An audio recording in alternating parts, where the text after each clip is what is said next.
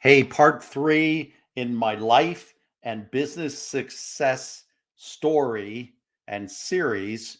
We're talking about the family. You're going to want to stick around for this. This is the Franchise Pitfalls and Profit Show. Each week, we bring you the challenges and triumphs of being in the franchise development and consulting business. The things you need to make money faster.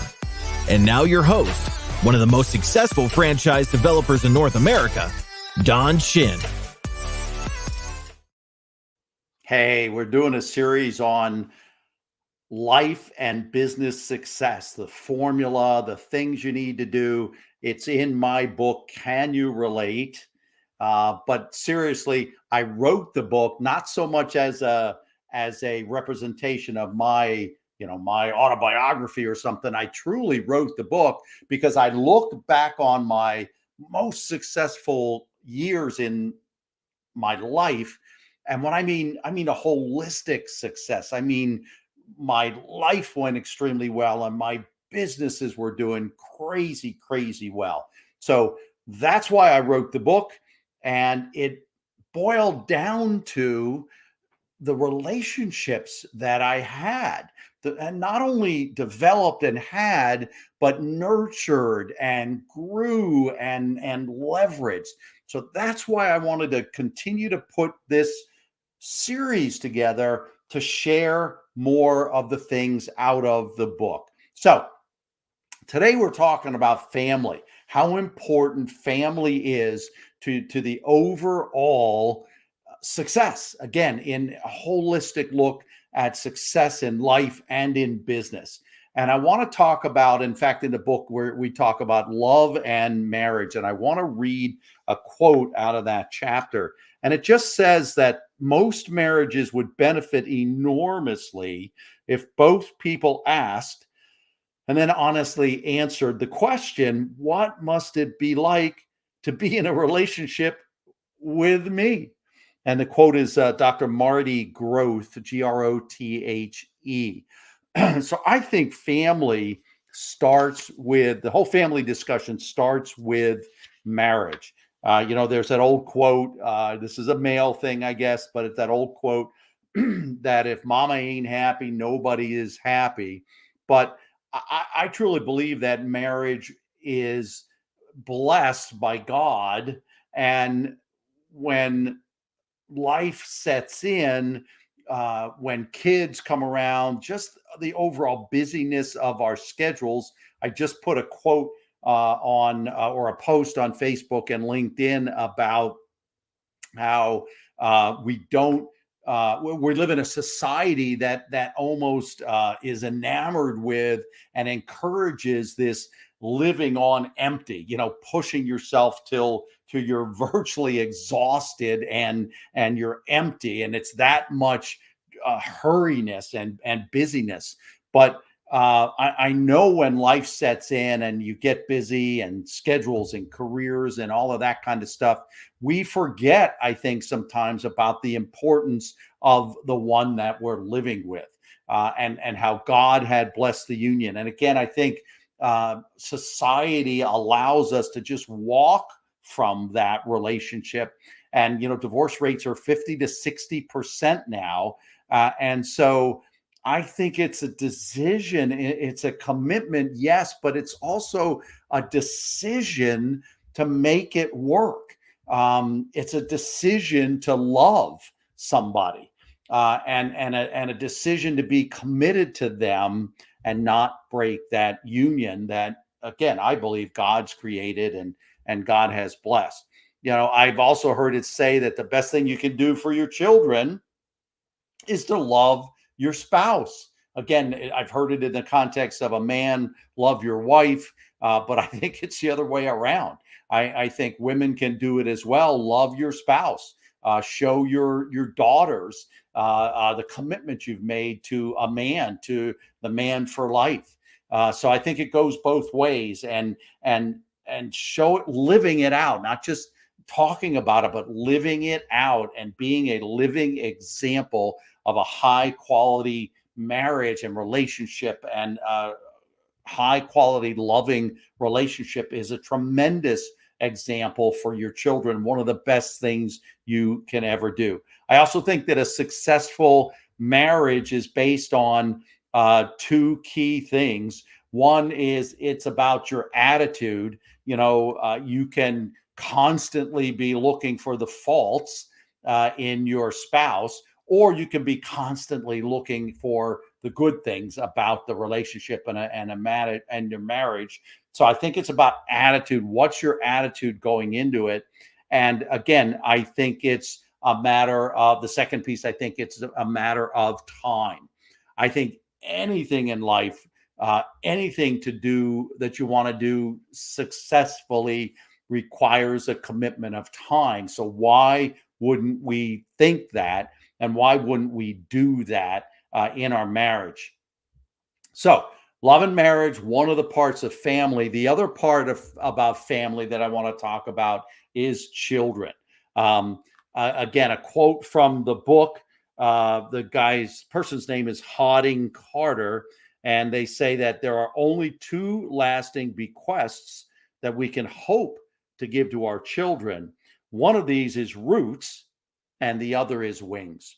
And I think, wow, I think so much about the fact that the traditional family is under siege, it's under attack, and I think that we need to build up the character in our children. This roots, we need to give them stability. If there's been divorce in your family, if your parents or grandparents or anything have been divorced and that's in your family, I strongly encourage for you to break the chain, for you to break that pattern. And I've talked to people who are doing this. I remember a good friend of mine, former business colleague and friend, where both he and his wife, their parents are divorced. And when they got married, they just decided and they committed that they were going to make the marriage work and break the historical pattern that was going on in their families. Um, I think we need to build this foundation for our kids. I think we need to give them roots. We need to give them stability. And again, loving your wife and having a strong marriage is a piece of that. But I also think that with kids, the idea of roots and wings, I just love that quote because I believe the roots are you've got to set up frameworks for the kids and allow them some leeway, but know where not to get out of the framework, know where not to cross out of the lines. I think in this way they can be themselves, they can learn by doing, but it's guarding them. And of course, as they get older, think of an adjustable frame. So maybe it's like really, really small, okay, like this. But then as they get older and older and older, you're able to expand that frame and give them more area to work in. I think that's how you'll both establish roots, help your kids establish roots and character and the foundation for being a good person, someone who's going to add to society and give back. But you're also allowing them to grow. And that to me is the have wings. You're allowing them to go. And I always felt that that I wanted my kids to be independent. I didn't want to make all the decisions for them. I see a lot of, I don't know if it's generational, but I see a lot of people, parents that are, I think the term is helicopter parents, where they're always hovering and they're making decisions for kids, and they're always stepping in for their kids, and the kids are never going to learn to be independent. They're never going to want to leave, or they'll never be able to be an adult giving back and confident and self-reliant and being able to do things on their own. Yes, I mean, I still have my kids may call me back and say, hey, I'm buying my first house. Can you help me, Dad? And that's wonderful. Makes me feel great. And I think that's right. But you don't want your kids to be so worried that, hey, something broke in the basement and I don't know what to do. You want them to feel confident enough to say, well, okay, I know I need to call the repairman on my own. I don't need to have dad come and try to fix it unless dad's a handyman. So hopefully you see that there, where as they're growing, you want to give them more and more framework, and then hopefully as they become young adults, in big portions of life, they'll still be able to look back on you and ask you for some help, but they're not going to, as adults, they're not going to be turning to you for every decision or everything that goes on in their life. One of the other things I think we need to be very, very careful about as parents is to not